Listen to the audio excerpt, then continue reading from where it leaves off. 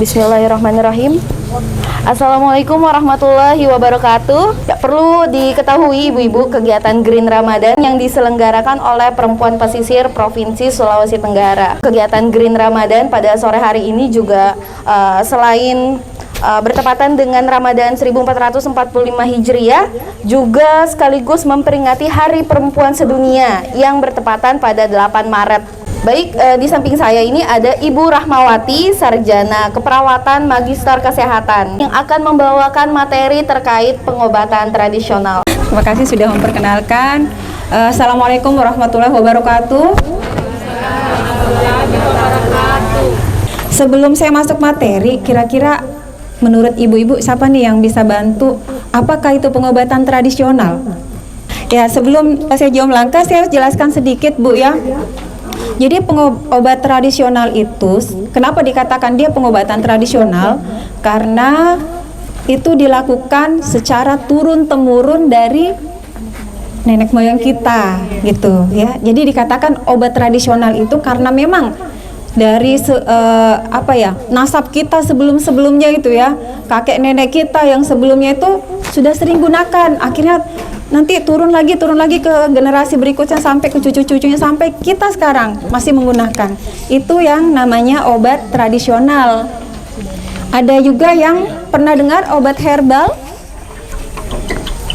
Obat herbal atau pengobatan alternatif. Ada yang pernah dengar, ibu-ibu? Mana semangatnya, ibu-ibu? Ya, sedikit saya jelaskan, Bu, ya. Jadi obat tradisional itu masuk kategori obat herbal, ya.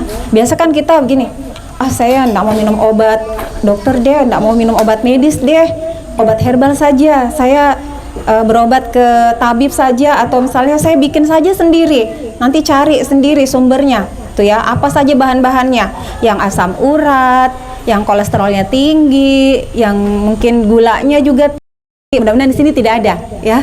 Mudah-mudahan semua sehat, kadar gula, kadar darah semua normal, saya doakan, ya. Amin. Ya.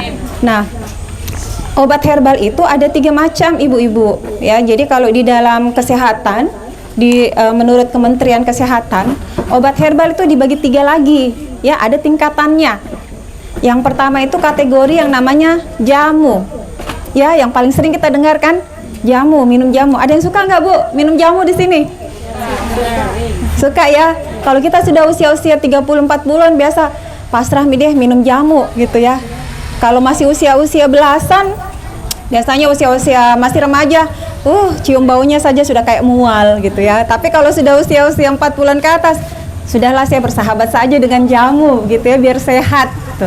Ya, jadi itu ada yang namanya jamu, ya. Jamu itu, Bu, kategorinya digunakan karena memang pengalaman tadi saya katakan dari kakek nenek kita sebelumnya, tuh ya, itu kategori jamu. Tapi bahan-bahannya itu memang sudah terbukti bahwa aman dikonsumsi, aman untuk diminum, tuh ya, atau dimakan juga boleh, gitu ya. Nah, kemudian ada yang namanya obat herbal terstandar, OHT, obat herbal terstandar. Itu di atasnya jamu lagi, Bu, ya. Nah, itu biasanya sudah ada dijual di toko-toko. Obat terstandar herbal atau obat herbal terstandar itu dia sudah dilakukan uji laboratorium, ya. Jadi kalau kami tuh di Fakultas Kedokteran ada laboratorium hewan, ya, hewan coba. Biasanya obat-obat itu, ya, rempah-rempah atau misalnya daun-daunan gitu yang akan dibuat menjadi obat herbal OHT itu harus dilakukan dulu uji pada hewan coba. Biasanya hewan coba itu namanya tikus putih, mencit. Itu sarinya atau ekstraknya itu diujikan dulu sebelum bisa dikonsumsi oleh manusia. Itu aman atau tidak, ya, apakah mengandung racun atau tidak, gitu. Ya, manfaatnya lebih besar atau mudaratnya, ya. Jadi dia sudah terstandar. Kalau yang dijual bebas sekarang tuh contohnya diapet, ya. Itu biasa kan, Bu, dengar, biasa lihat iklan, bahkan mungkin ada yang pernah konsumsi sakit perut, ingat diapet, ya. Atau misalnya kalau tidak keburu, cari saja daun jambu misalnya, ya, daun jambu biji, itu juga sangat membantu, ya. Jadi obat herbal terstandar itu tadi contohnya kayak lelap, ada ya biasa iklannya tuh susah tidur, minum aja lelap gitu ya supaya bisa tertidur. Nah, itu masuk kategori obat herbal terstandar ya. Lalu tingkatan yang paling atas, yang paling tinggi lagi ada yang namanya obat herbal fitofarmaka. Mohon maaf ya Bu, ini saya jelaskan karena memang ada kategorinya. Tidak semua obat herbal itu jamu ya. Ini sebenarnya materi kuliah Bu. Jadi kalau kami di Fakultas Kedokteran itu dikuliahkan. Jadi anggap saja Ibu lagi kuliah ini ya. Anggap saja mahasiswa sekarang lagi jadi mahasiswa lagi gitu. Ya. Jadi obat fitofarmaka ini kategorinya itu lebih tinggi lagi. Dia sudah diuji coba di hewan, kemudian juga diuji coba ke manusia. Jadi betul-betul sudah aman, baru bisa dipasarkan tuh ya, diperjualbelikan di apotek-apotek gitu, di toko-toko obat ya. Itu namanya kategori fitofarmaka. Contohnya apa? Misalnya biasa ada ya di toko obat itu di apotek namanya Stimuno ya. Dia Stimuno itu sebenarnya obat herbal tapi dia sudah terstandarisasi, sudah aman betul gitu. Kadang kan kalau kita sakit ya, ada orang-orang tertentu yang saya tidak mau minum obat dokter deh, saya tidak mau minum obat medis deh, gitu ya.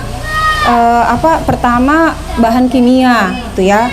Yang kedua, kalau misalnya nggak punya asuransi kesehatan BPJS, luar biasa juga biayanya, ya. Kalau ke dokter itu.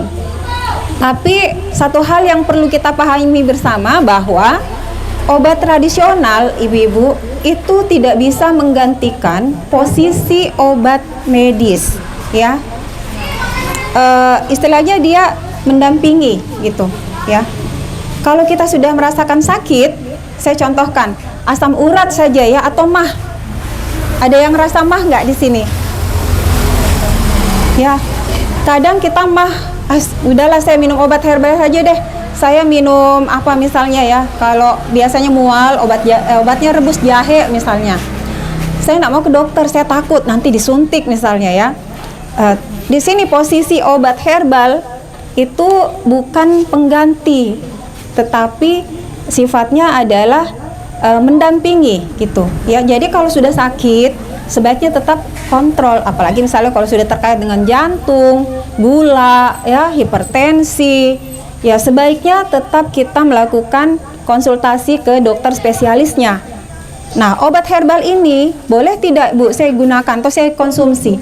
Sangat boleh ibu-ibu. Dan dia sifatnya adalah mendampingi, bukan mengganti ya. Tidak bisa menggantikan obat medis gitu. Obat medis memang dia langsung memberikan istilahnya menangani secara langsung gitu. Kalau kita pasien hipertensi datang konsultasi, diberi obat penurun tensi, biasanya tensi langsung turun. Tapi kalau obat herbal, ibu-ibu, memang tidak bisa seperti obat medis. Saya mau minum obat herbal, terus berharap saat itu juga langsung turun tensinya. Ya, itu tidak bisa karena obat herbal itu sifatnya adalah memelihara. Jadi sebaiknya sebelum kita sakit, sebaiknya kita sudah sering konsumsi, ibu-ibu, dan itu lebih aman, gitu ya. Kenapa saya katakan lebih aman? Karena bisa lebih sering. Artinya mau tiap hari juga kita konsumsi, insya Allah tidak ada masalah. Ya, kecuali kalau obat medis pada saat diare kita diberi obat oleh dokter, ya sifatnya untuk mengobati penyakit yang kita alami saat itu saja. Tidak bisa kita minum seterusnya gitu ya, walaupun sudah sembuh, minum aja terus obat sakit perut misalnya. Ya, itu bedanya kalau obat medis. Kalau obat herbal itu aman insya Allah. Dikonsumsi setiap hari boleh, malah lebih bagus. Ya, karena sifatnya adalah mencegah penyakit, kemudian untuk memelihara kesehatan. Tuh, ya. Kemudian manfaat yang lain ibu-ibu, obat herbal itu lebih alami ya. Tingkat toksik atau tingkat racunnya itu lebih kecil ya. Insya Allah lebih aman. Kecuali kalau ibu-ibu misalnya ke pasar beli jamu di pasar, biasanya kan di pasar ada jual jamu-jamu bebas gitu ya. Nah, itu juga kita perlu teliti, hati-hati. Khawatirnya jamu-jamu di pasaran itu sudah dicampur dengan obat kimia.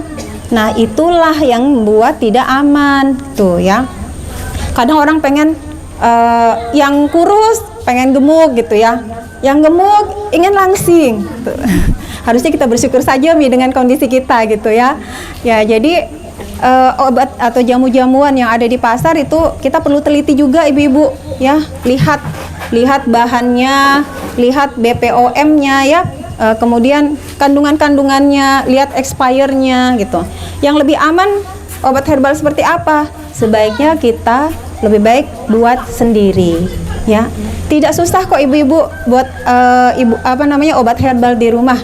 Sangat mudah ya.